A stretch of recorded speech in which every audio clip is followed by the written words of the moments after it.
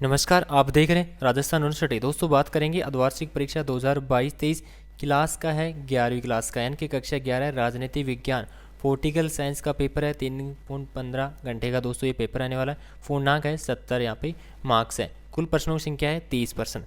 तो ये बात करते हैं यहाँ पे आंसर की सही, तो आपको बताने वाला हूँ इस वीडियो में। सबसे पहले तो फर्स्ट क्वेश्चन यहाँ पे पूछा है कि आधुनिक लोकतंत्र में प्रत्यक्ष प्रजातंत्र का निकटतम उदाहरण है। दोस्तों ये पेपर आज का ही है, अदर स्टेट के लिए बहुत काम आने वाला दोस्तों ये पेपर रहेगा। तो इसका जो आंसर आएगा वो आएगा ग्राम पंचायत, यानी कि वह ऑप्शन राइट होगा। नेक्स्ट क्वेश्चन की बात करें यहाँ पे दूसरा क्वेश्चन, भारत में लोकसभा के चुनाव में खड़े होने के लिए उम्मीदवार के कम से कम कितने वर्ष होने चाहिए? तो ये क्या होना चाहिए? 25 वर्ष। ए ऑप्शन इसका राइट होगा। नेक्स्ट क्वेश्चन की बात करें तीसरा क्वेश्चन, तीसरे में पूछा है कि इंटरनेट के प्रयोग करने वालों को क्या कहा जाता है? तो ये कहा जाता है पे नेटिजन, नेटिजन कहा जाता है। नेक्स्ट आता है फोर क्वेश्चन, राजनीति ने हमें सांप की कुंडली की तरफ जकड़ रखा है, यह कथन किसने दिया? महात्मा गांधी ने। सह ऑप्शन।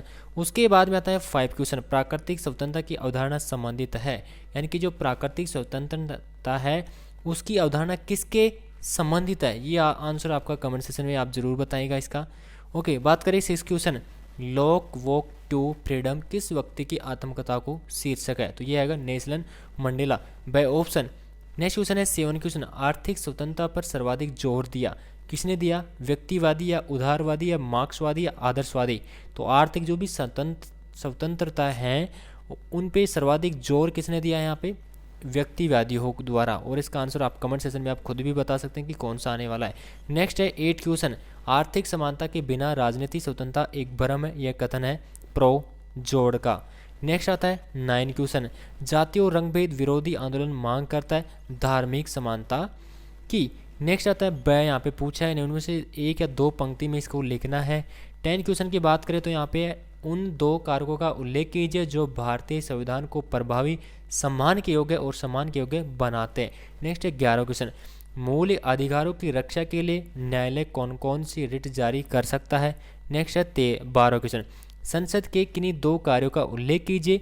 जनहित याचिका क्या है? स्वतंत्रता के लिए संघर्ष से जुड़े किन्हीं दो व्यक्तियों के नाम लिखे। और प्लेटो के अनुसार न्याय क्या है? उन दो परिस्थितियों का उल्लेख कीजिए जिनमें नागरिकता समाप्त हो जाती है। 17 क्वेश्चन में है राष्ट्रवाद के किन्हीं दो प्रतीकों का नाम लिखिए। अब आता है आपका 100 शब्द में उत्तर देना है। 18 क्वेश्चन की बात करें, हमें संविधान की क्यों आवश्यकता है? किन्हीं दो कारणों का उल्लेख कीजिए।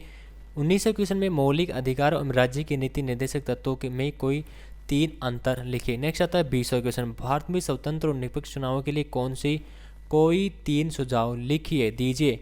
उन परिस्थितियों को बताइए कि जब भारतीय संसद उन विषयों पर भी कानून बना सकती है जो राज्य सूची में शामिल है। हमें स्वतंत्र नगर पालिका की आवश्यकता क्यों पड़ती है? कोई तीन कारण लिखिए। नेक्स्ट है 23वां क्वेश्चन, विद्यार्थियों को राजनीति में भाग लेना चाहिए, इस कथन के पक्ष में कोई तीन तर्क दीजिए। नेक्स्ट आता है 24, समानता के विभिन्न प्रकार कौन कौन से स्पष्ट कीजिए। रोल्स के न्याय का सिद्धांत का वर्णन कीजिए। 26वां क्वेश्चन में लोकतंत्र के सफल संचालन के लिए नागरिकों को जागरूक होना जरूरी है, संक्षेप में टिप्पणी लिखना है। 27वें क्वेश्चन की बात करें तो राज्य और राष्ट्र में कोई तीन अंतर लिखिए।